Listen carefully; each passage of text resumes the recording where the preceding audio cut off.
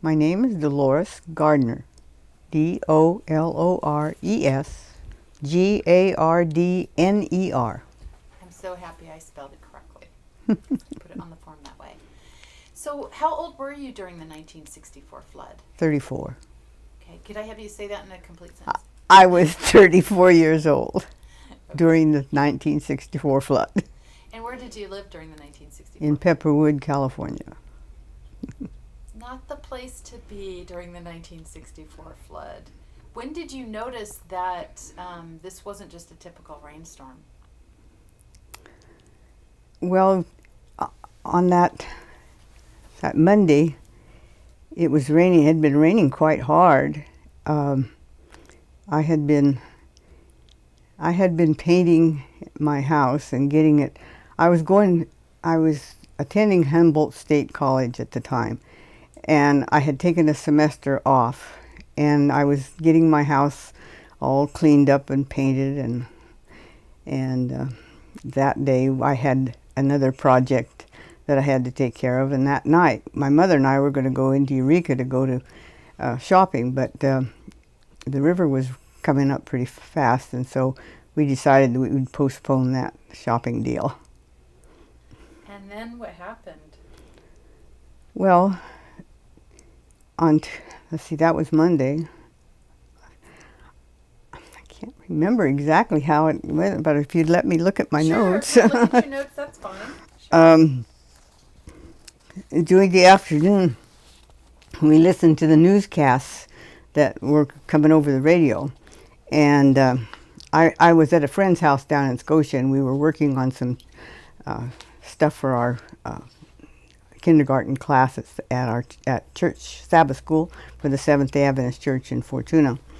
Anyway, that evening they kept saying the river was rising and that Weot and Myers Flat were being evacuated, and that's why Mom and I decided that we wouldn't go to Eureka.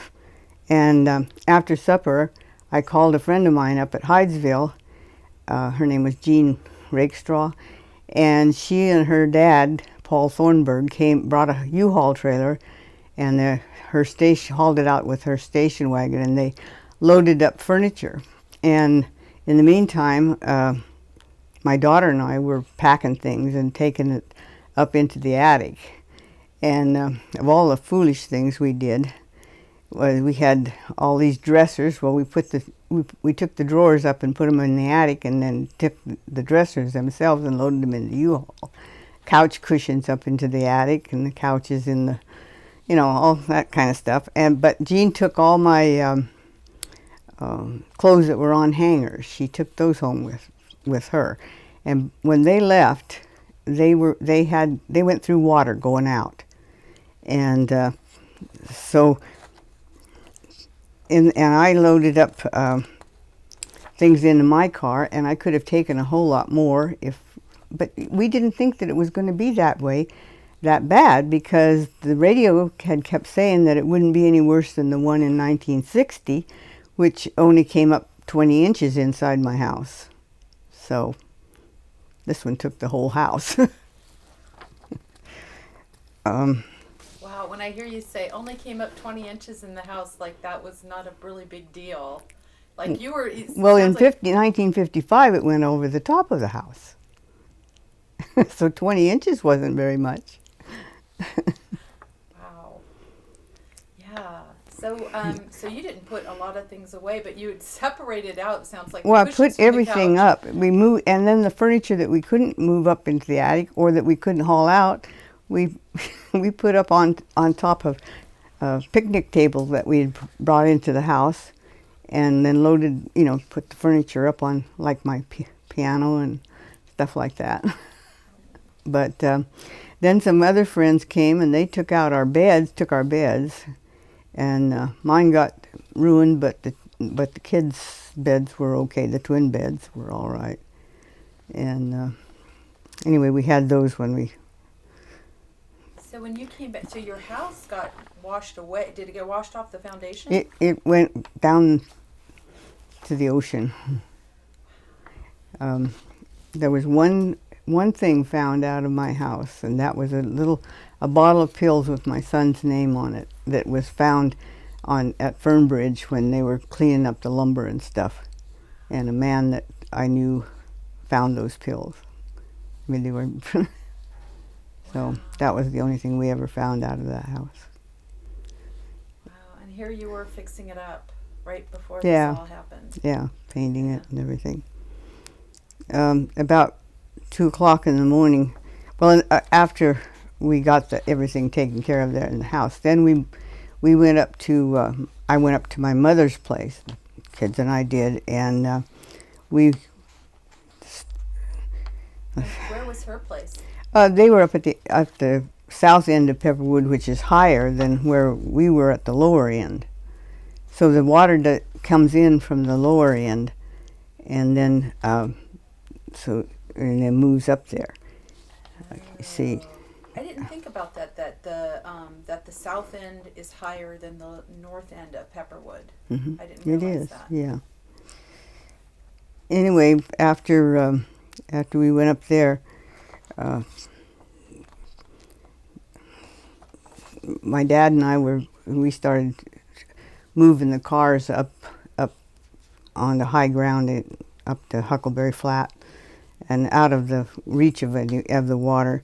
He would come. I'd drive the car up. He'd come and get me in the Jeep, and they were living in a mobile home, and they didn't move the mobile home because they couldn't get the tractor started, which was the only thing that was strong enough to move it.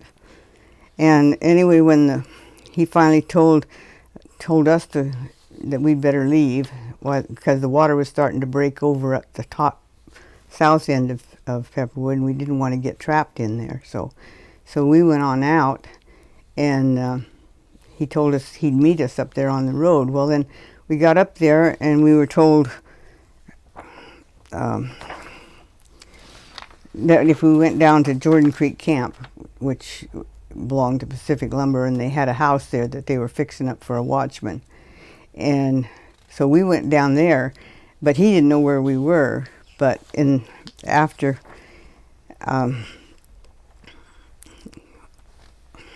a while, we found somebody the phone was working at there still. And we called the deputies that were still in Pepperwood. And they said there was nobody in a Jeep in town.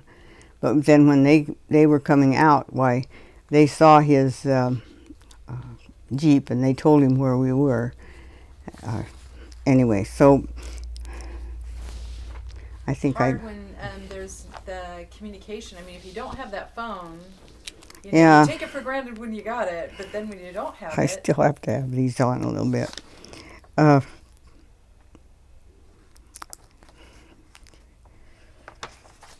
Anyway,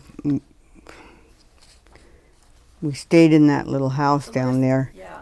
And by the time everybody was there were about 27 of us. And it was pretty crowded, and we didn't have beds. We had 2 mats, and we let my grandfather and Mr. Porter slept on those mats, and the rest of us slept on the floor wrapped in one blanket under and over us. And wow. And that was that after the hotel at Pepperwood was swept away and Mr. Porter's wife? Well, that was later. I have, I know you can't see without your glasses. I can't see. I'd have to bring the paper up close to my face. Would it help if I maybe look at your notes and then ask you questions about it? Would that be helpful to you? Yeah, it probably would. Yeah, let's try that. Let's see how that works. I think Let's see. here. Okay. These are the ones that followed. These are the ones that came before. Okay, I'm going to set these on the ground.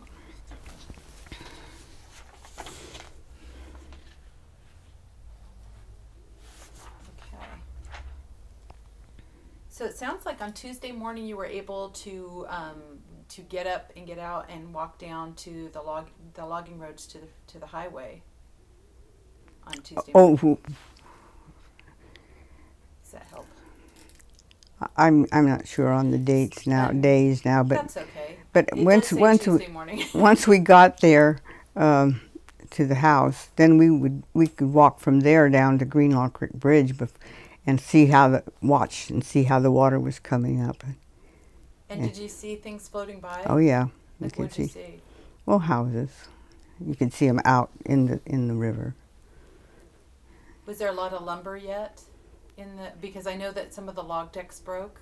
Well, there could have been. I don't remember. See, I have to put my glasses on too. Only I can because I'm not on TV.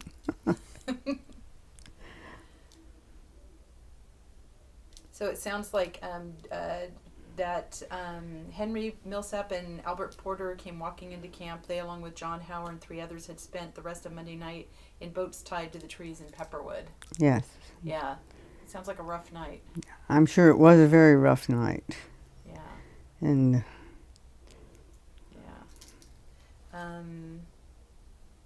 yeah, and that's when they found out that Mrs. Porter was trapped in the hotel. yes, Can you tell me about that a little bit? Just that those folks went into the, we're going to ride the flood out in that hotel, Tower Lodge it was, and they were asked to leave and they didn't want to. They wanted to stay there. And then when the water came up and they wanted to come, they wanted to be rescued, then there was they couldn't get to them. And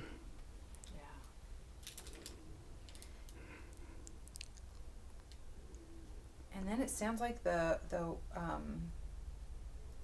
sounds like your grandfather was trying to walk and help with some folks, but you guys were a little worried about him. There were. He was going to go walk back there to see what everything was going, and we decided that he shouldn't walk there. So, Dad and the kids and I picked him up in the Jeep and took him back there. But the water, it rose for quite a while before it crested and started to drop.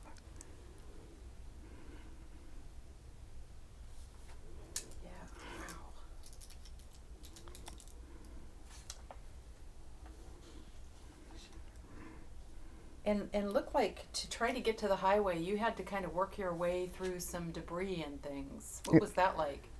You mean after the flood, after the waters had receded? It looks like maybe you were on your way to, through the logs and mud. You made it to where Grandpa John and the boys were, 2 miles south of Greenlaw Creek, where you'd been previously watching the water. That's where we were watching the water at Greenlaw Creek. Yeah. But we didn't, I'm sorry. It's okay. I'm sorry. It's okay. I'm trying to. If you would let me read that thing, I could Yeah. read it out. I could read it to you, and it would turn out a lot better than. Okay. Well, let's give that a little bit of a try and see at this. Well, I think those pages you already pretty much covered. Why don't you put your glasses on and maybe you could maybe look at a page and then we could interview you about a page and then we could move to the next page. Okay. Does that sound good? Because I know I'm. Let me have I've the got rest things of. completely I'm out of sorry. context for I'm you. so rattled. No. I think it's just hard when I'm reading you a sentence out of the middle of it. Let's see, I told you that. I told you about.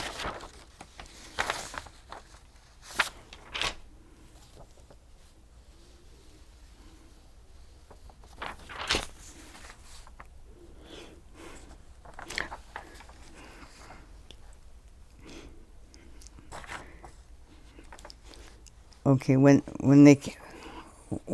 So I'm gonna have to ask you to take your glasses I off. I will, but Okay. can't. Okay.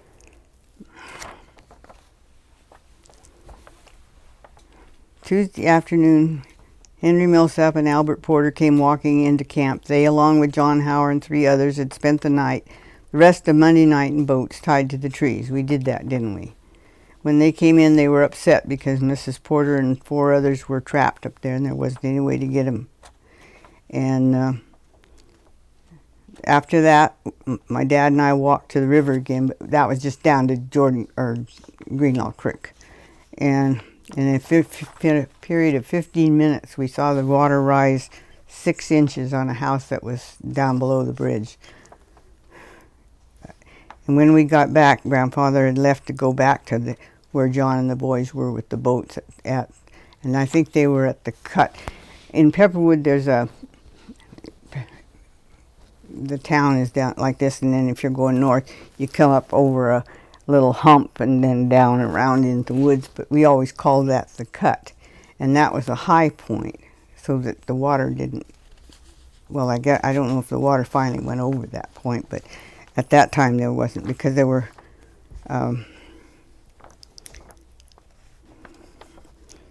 so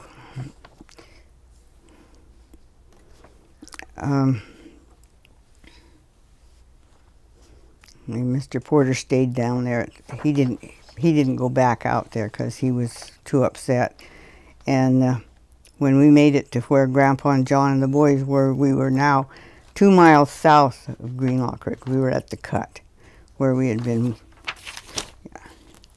And there was a family of 6 that were stranded there, and they had to evacuate their house, and they'd driven their cars up to the highest spot, and then when the water came over that place, they had to leave their cars and go into the woods and to higher ground.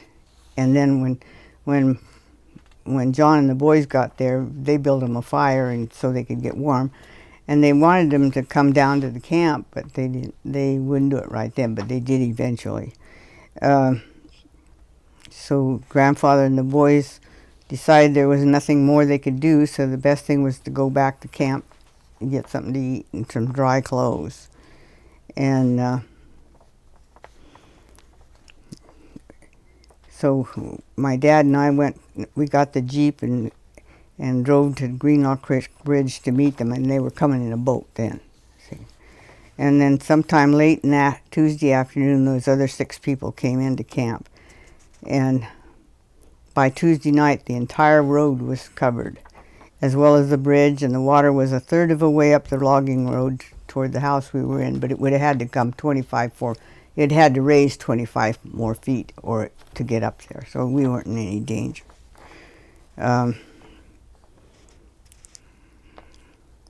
Anyway, okay. Then on Wednesday, my parents and my grandfather and Mr. Porter and my brother took the boats and went back to Pepperwood. He was so sure he could find her alive if he went back there. And when they got back there, they found the water was as high as it was then as it was in '55, and it had already been dropping since 1 o'clock that morning. And I remember my mother, she was just in tears when she came back to camp. It's all gone, it's gone, everything's gone, you know. And then there were 27 of us there. But we got along all right. And I have to tell you this one. We, on Wednesday afternoon, Jack Jones and Ross Millsap and I hiked over the hill to Huckleberry Flat where the car was parked, because I had some food in the car, and I had an overnight case that I was very anxious to get, because when we were packing to leave that night, I told my daughter, Cynthia, to go into the bathroom and pack the essentials. So I was looking forward to soap and toothpaste and toothbrushes and all that good stuff. And when I opened it, it was full of pink rollers. And she said, when I asked her why, she said, "Well, you told me to pack the essentials, the necessities." How old was she? 14. Yeah. 13, I mean. Yeah. Anyway, it was always a good joke. And then after everybody was back at the camp, then my grandfather told the boys to go out and get some fresh meat, because we needed more food there for 27 people. You know, we didn't bring enough out of our houses, so we had a fresh deer meat stew that night. Was a wonder we didn't all get the diarrhea, but we didn't. So he went out and actually shot a deer and brought it back to camp, and we, you know, and of course that was illegal, but who cares when it's yeah, we needed that. Yeah. And then Wednesday night there were at different intervals 6 different men came into camp, and they'd been hiking from who knows where, and they were trying to get home. And earlier that day, 3 of them had been seen stealing a boat and trying to get out, but they were only on a pond, and they kept going around and around. They never got anywhere. And that night, Stanwood Murphy and 3 men from PL came hiking in, and they had brought some stuff. Anyway, and then I guess earlier when my brother had gone in, his house had floated before the water went over it, so he had a lot of stuff up in his upstairs that was dry, and he brought my mom a rollaway bed and a mattress for me, and boy, were we happy to see those things. And then on the 24th,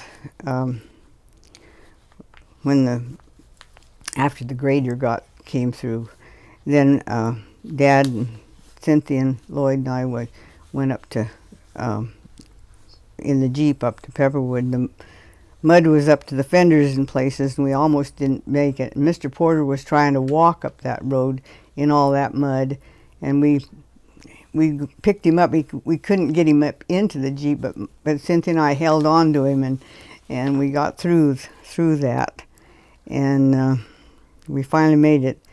And that's when we found Grandpa's barn and Charlie Howard's house, and my dad's sheds and other buildings were piled in the road, and we started to salvage the stuff we could, but then we quit and went on and went up to where our houses had been, and there was just nothing but oozy, sticky gum mud. But then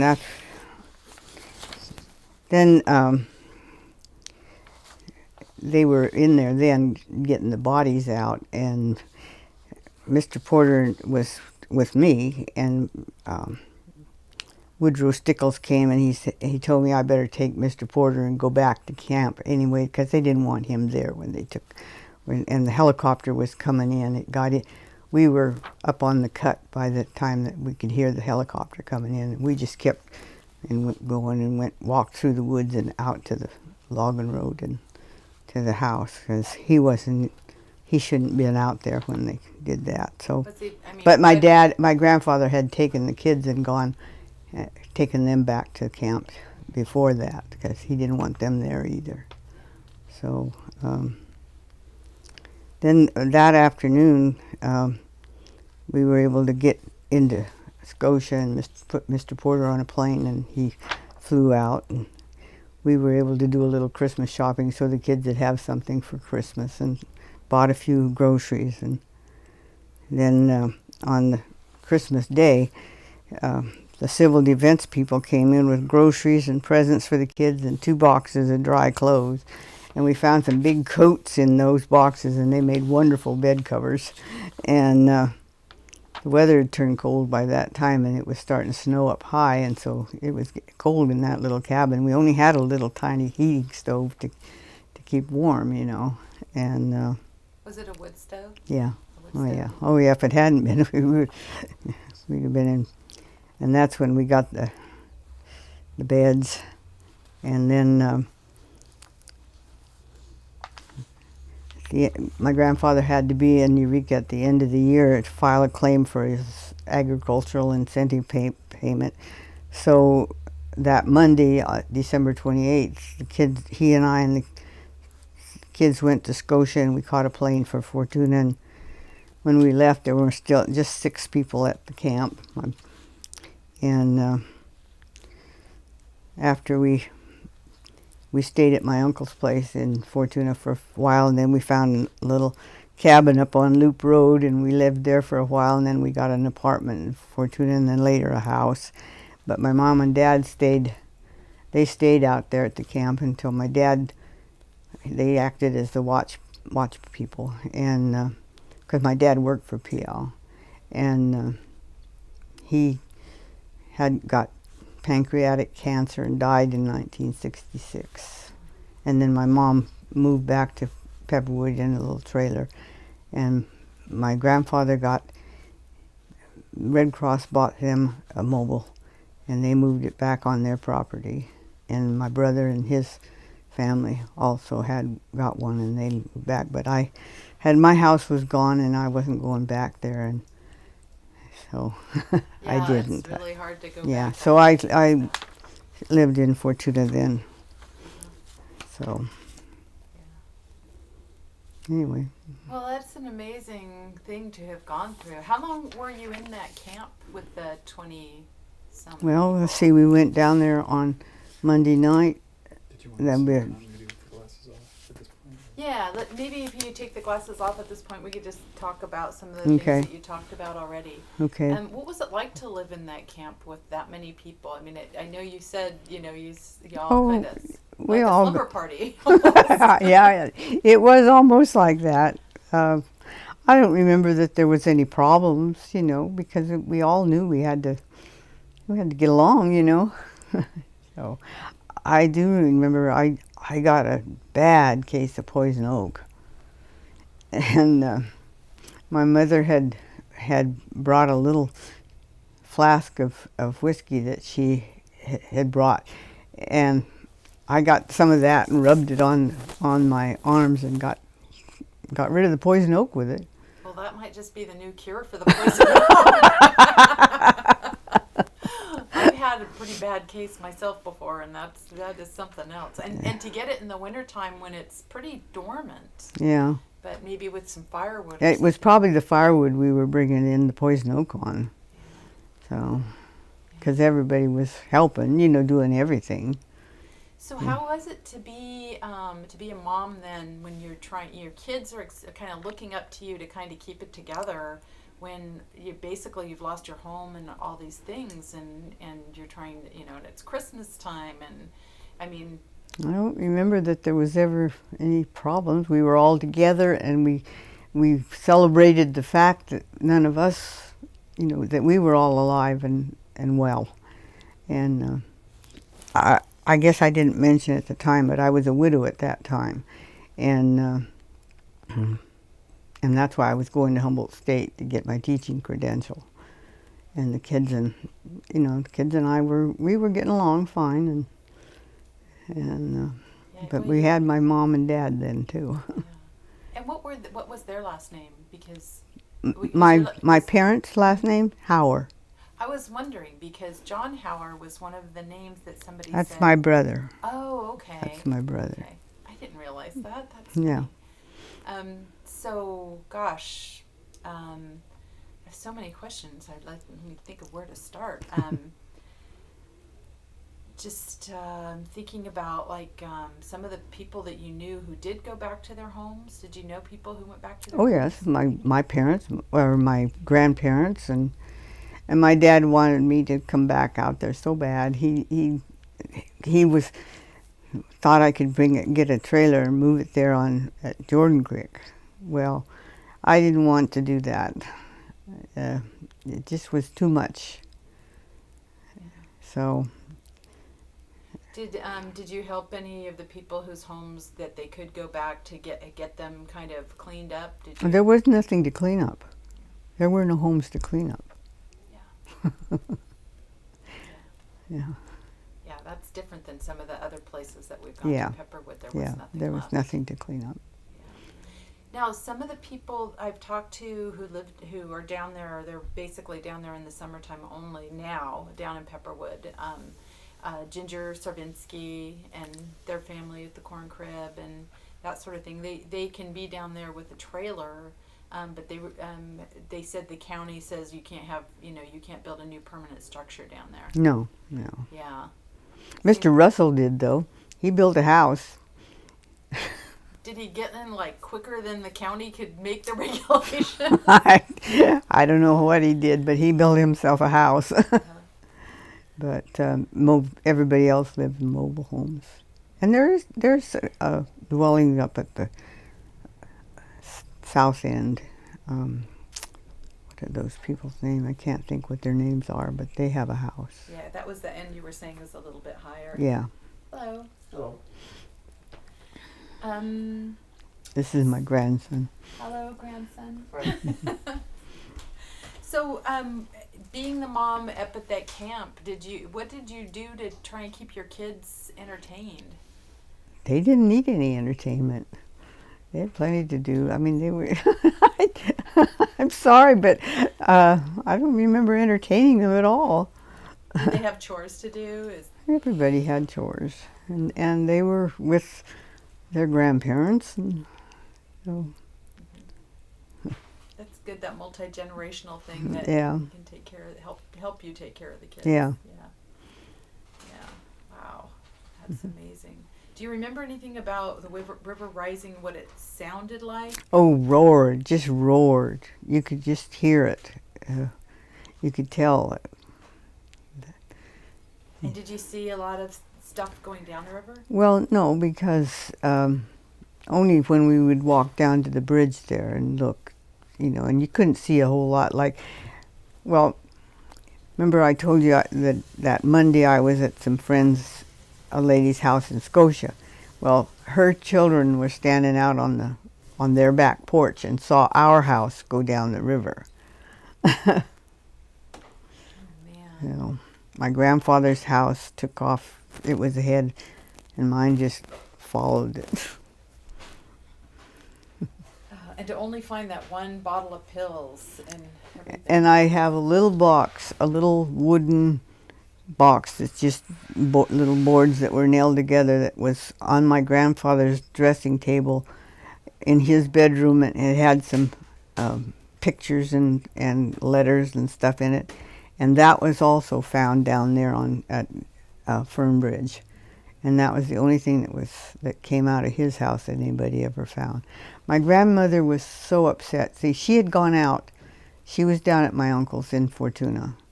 And she just knew that if she could go down to the river bar, she could find her house. And we tried to tell her there was no way, that there was nothing left. And it was just boards and stuff all the way to the ocean. But she was so sure. And I went up to the Ronerville airport and got Gene Rothland was a friend of my first husband's. He had taught him to fly, and so he took me up in the plane, and we went to the ocean and then clear out that way. So, and then she was satisfied because I couldn't find her house, and she just knew it would be there. You were a good daughter to go looking. No, that's for my it. grandmother. Oh yeah, that was my or good granddaughter to go looking for that house. Yeah. Yeah. What did it look like from the airplane? Just trash. I mean, you've seen all the pictures. That's just what it looked like. Yeah. It was a mess. Okay. Any other thoughts about the event? Do you remember the Bennington coming in, the aircraft carrier that provided a lot of the relief efforts? Don't remember that? No. Do you remember seeing helicopters coming and dropping supplies places? Did you see I that? never saw anything like that. No. Yeah. You were in the thick of it, I Yeah. think, is the thing. You weren't in some of these areas that were just... That you could everything. see. Yeah. Yeah. Yeah, wow. Amazing. Amazing stories. Okay, any questions, you guys? Yeah, I was wondering about Althea Van Nooy's restaurant. Did you call it the Tower Inn? Tower Lodge. Tower Lodge. Mm-hmm. Was that must have been in low ground then? Because No, it was up high. It was. I thought they considered it high ground. Yes, it was. But the water covered the town, the whole town. Yeah. It didn't leave anything out.